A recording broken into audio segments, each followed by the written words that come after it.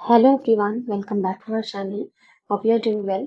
Today we are going to practice some synonyms and antonyms for upcoming examinations. तो आज हम कुछ synonyms और antonyms पर based questions की practice करेंगे जो upcoming exams के लिए important रहेगा.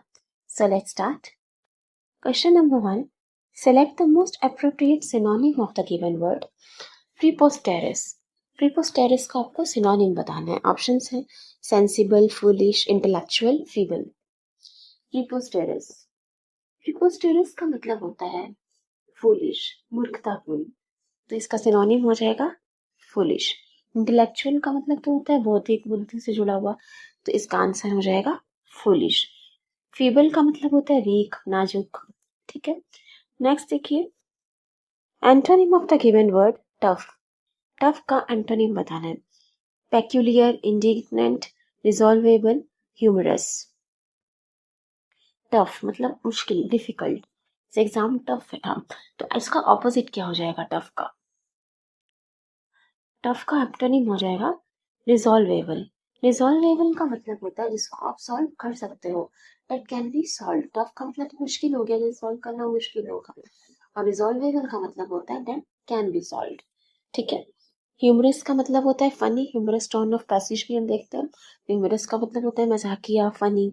इंडिग्नेंट, एंग्री, गुस्से से जुड़ा हुआ होता है, एंगर से जुड़ा हुआ. और पेक्यूलियर का मतलब होता है स्ट्रेंज, विचित्र.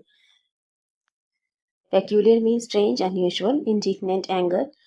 रिजॉल्वेबल means that can be solved. Next देखिए, antonym of the given word penurious. Penurious. Penurious का मतलब क्या होता है? पेन्यूरियस का मतलब होता है पुअर, पॉवर्टी से जुड़ा हुआ. जो पुअर है, गरीब है, उसके लिए यूज करते हैं पेन्यूरियस. पेन्यूरियस पॉवर्टी से जुड़ा हुआ. पेन्यूरी का मतलब होता है पॉवर्टी, नाउन है, और पेन्यूरियस एडजेक्टिव. तो इसका एंटोनिम क्या होगा? इम्पिक्यूनियस, पेनीलेस, एफ्लुएंट, फ्रूगल. एंटोनिम क्या हो जाएगा इसका? एंटोनिम हो जाएगा एफ्लुएंट. एफ्लुएंट. एफ्लुएंट का मतलब होता है रिच. रिच, पैसे वाला, अमीर, उसे हम कहते हैं रिच. जैसे हमने याद भी किया था affluent, full of money. Affluent आप फुल से याद रख सकते हो, फुल ऑफ मनी तो रिच, एफ्लुएंट. ठीक है. पेन्यूरियस का मतलब हो गया पुअर. फ्रूगल का मतलब इकोनॉमिकल होता है. पेनीलेस का मतलब भी होता है पुअर, इसके पास पेनी ना हो. Penniless, poor. तो आंसर हो जाएगा एफ्लुएंट. एफ्लुएंट. नेक्स्ट देखिए, synonym of the given word envoy. Envoy. Chief, loquacious, ambassador, volunteer. Chief होता है किसी का प्रमुख. मतलब चीफ होना मतलब प्रमुख होना. loquacious होता है जो बहुत बातें करें, जो लोगों से बहुत बातें करें, उसे हम कह सकते हैं loquacious. ठीक है. बहुत बातें करने वाला, बहुत बोलने वाला, वर्बोस, चैटी, वर्डी, ये सब सिनोनिम्स होते हैं इसके. एम्बेसडर का मतलब होता है रिप्रेजेंटेटिव, जो किसी भी जैसे किसी कंट्री को, किसी ऑर्गेनाइजेशन को जो रिप्रेजेंट कर रहा है, उसको हम कहते हैं रिप्रेजेंटेटिव, प्रतिनिधि, एम्बेसडर. और वॉलंटियर कौन होता है? वॉलंटियर होता है जो अपनी इच्छा से कहीं पे काम करते हैं. तो सिनोनिम क्या हो जाएगा गिवन वर्ड एनवॉय का? एनवॉय का मतलब भी होता है प्रतिनिधि, रिप्रेजेंटेटिव. तो अभी हमने जो वर्ड से किसमें से किसका मतलब होता है रिप्रेजेंटेटिव? एम्बेसडर का. तो सिनोनिम हो जाएगा एनवॉय का एम्बेसडर. एम्बेसडर. नेक्स्ट देखिए, antonym of the underlined word. The students were asked to assemble in the hall. Students को हॉल में असेंबल होने के लिए कहा गया. असेंबल मतलब क्या होता है? इकट्ठा होना. स्टूडेंट को कहा गया कि हॉल में वो इकट्ठा हो जाए, असेंबल हो जाए. तो एंटोनिम क्या होगा असेंबल का? Gather, muster, round up, disperse. Gather का मतलब भी होता है इकट्ठा होना ना, गैदर एक जगह इकट्ठा हो जाना. मस्टर का मतलब भी होता है इकट्ठा हो जाना. राउंड अप का मतलब भी एक साथ आना. तो डिस्पर्स का मतलब क्या होता है? डिस्पर्स का मतलब होता है अलग अलग डायरेक्शंस में चले जाना. जैसे स्कूल में असेंबली खत्म होती थी तो बोलते थे क्लासेस डिस्पर्स. डिस्पर्स का मतलब होता है अलग अलग डायरेक्शन में चले जाना. मतलब असेंबली में सब जब इकट्ठे होते थे स्टूडेंट्स, तो उनको अलग अलग डायरेक्शन में भेज देना, अलग अलग कर देना, उसको कहा जाता है डिस्पर्स. तो असेंबल का एंटोनिम हो जाएगा डिस्पर्स. डिस्पर्स. ठीक है. बाकी gather, muster, round up, assemble, इन सब का मतलब ही होता है इकट्ठा होना. नेक्स्ट देखिए, antonym of the given word generosity. Generosity. Compassion, selfishness, selflessness, curiosity. वो जेनरस है।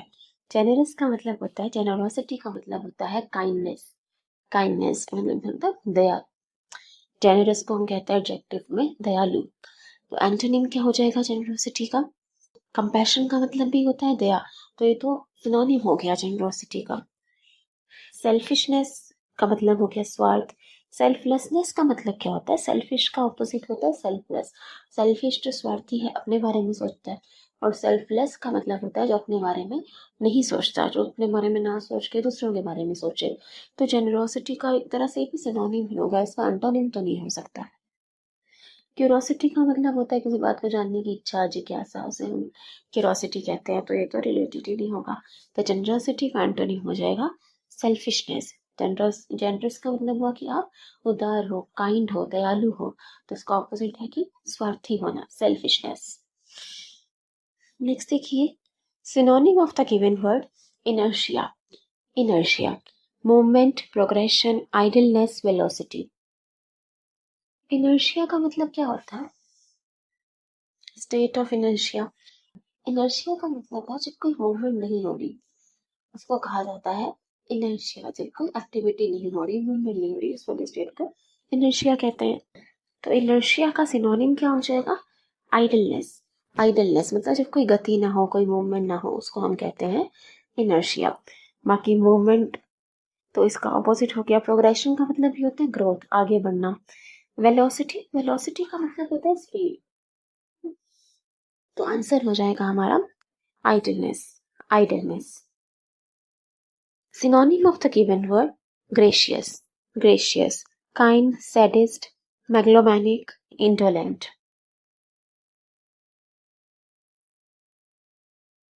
Sadist का मतलब क्या होता है? Sadist का मतलब होता है one who obtains pleasure by hurting others. मतलब जिसमें दूसरों को दुख झलके, दूसरों को तकलीफ देकर खुशी मिलती हो, दूसरों को सैड करके जो खुश होता हो, तुम सैड हो तो मैं खुश हूँ, उनका ऐसा एटीट्यूड हो, सैडिस्ट कहते हैं हम लोग, कि जो दूसरों को सैड करके खुश होता है। मेगलोमैनिक, मेगलोमैनिक होता है जिसको पावर की चाहिए हो, जो पावर चाहता है कि उसके हाथ में सिर्फ पावर रहे, कि बॉल रहे, सब पावर, उसे क्या कहते हैं? मेगलोमैनिक। और इंटरनेट जिसका हिलने डुलने का मन नहीं करता, लेजी, कहते हैं इंटरनेट। एक इंटरनेट होता है और एक वर्ड होता है इंसोलेंट। इंसोलेंट, इंसोलेंट का मतलब होता है रूड, बदतमीज, रूड, उसे हम कहते हैं इंसोलेंट। और इंडोलेंट का मतलब होता है स्काई में ढूंढने का, मतलब है लेजी। तो इसमें एस और डी का फर्क होता है, ध्यान रखिए। देखिए आंसर क्या होगा? ग्रेशियस का मतलब क्या होता है? ग्रेशियस का मतलब भी होता है काइंड, दयालु। सिनोनिम इसका काइंड हो जाएगा। Indolent, lazy. क्या हमने ग्रेशियस पहले भी है? ग्रेशियस हमने कैसे याद किया था? ट्यूशन टीचर्स अच्छे होते थे ना, दयालु किस्म के, तो स्टूडेंट्स को कई बार ग्रेस दे देते हैं, ग्रेस मार्क्स देकर बच्चे को पास कर देते हैं एग्जाम्स में, जो दयालु किस्म के हैं। तो ग्रेशियस से ग्रेस मार्क्स से याद रख लेंगे। ग्रेशियस का मतलब है काइंड। नेक्स्ट देखिए, antonym of the given word melancholy. Melancholy, इसका एंटोनिम क्या होगा? डिलाइटेड, सोरो, ग्रीफ, फ्रस्ट्रेटेड। डिलाइटेड का मतलब तो होता है very happy, to be very happy, बहुत ज्यादा खुश होना, दिल्ली आकर के वो बहुत ज्यादा खुश हुए। तो डिलाइटेड का मतलब वैसे याद रख सकते हो, डिलाइटेड का मतलब होता है टू बी वेरी हैप्पी, बहुत ज्यादा खुश होना, खुशी के स्टेट होना। सोरो का मतलब होता है दुख, इसमें रोने का मन करता है, सोरो। ये रोने से ये याद रख सकते हो कि सोरोफुल, सोरो का मतलब होता है सैड, दुखी। ग्रीफ का मतलब भी होता है दुख, दर्द। और फ्रस्ट्रेटेड मतलब जो भड़का हुआ वो थोड़ा। तो मेलनकली का ऑपोजिट क्या होगा? मेलनकली का मतलब होता है सैड, सैड, डिप्रेस, दुखी होना, मेलनकली। तो इसका एंटोनिम क्या हो जाएगा? दुखी का एंटोनिम क्या होगा? खुश होना, डिलाइटेड, डिलाइटेड। ठीक है, पर हम फिर से रिवाइज कर लेते हैं सारे वर्ड्स। प्रीपोस्टेरस, प्रीपोस्टेरस का मतलब होता है फूलिश, मूर्खतापूर्ण।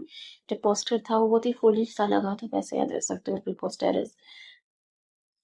टफ का एंटोनिम था यहाँ पे रिजॉल्वेबल, जिसको सॉल्व किया जा सकता है। पेक्यूलियर का मतलब होता है स्ट्रेंज, विचित्र। पेन्यूरियस इज पुअर, पॉवर्टी से जुड़ा हुआ। तो इसका एंटोनिम क्या हो जाएगा? एफ्लुएंट। एफ्लुएंट का मतलब होता है rich, full of money. Synonym of the given word envoy, envoy का मतलब होता है एम्बेसडर, प्रतिनिधि, रिप्रेजेंटेटिव। असेंबल का मतलब इकट्ठा होना, तो उसका ऑपोजिट था डिस्पर्स। डिस्पर्स का मतलब होता है अलग अलग डायरेक्शंस में जाना, क्योंकि gather, muster, round up, assemble सबका मतलब होता है इकट्ठा होना। जेनरसिटी का मतलब होता है काइंडनेस, दया, तो उसका ऑपोजिट क्या था? सेल्फिशनेस। इनर्शिया का मतलब होता है जिसमें कोई मूवमेंट ना हो, idleness. Gracious, kind. Indolent, lazy, megalomaniac का मतलब वो ग्रीड फॉर पावर, जो अपने साथ में सत्ता चाहता है, पावर चाहता है। सेडिस्ट, जो दूसरों को हर्ट करके खुश होता हो। तो gracious means kind. Melancholy, melancholy का मतलब होता है सैड, तो इसका एंटोनिम हो जाएगा dilated, dilated. So thank you everybody. Thanks for watching. Please share and subscribe. Thanks.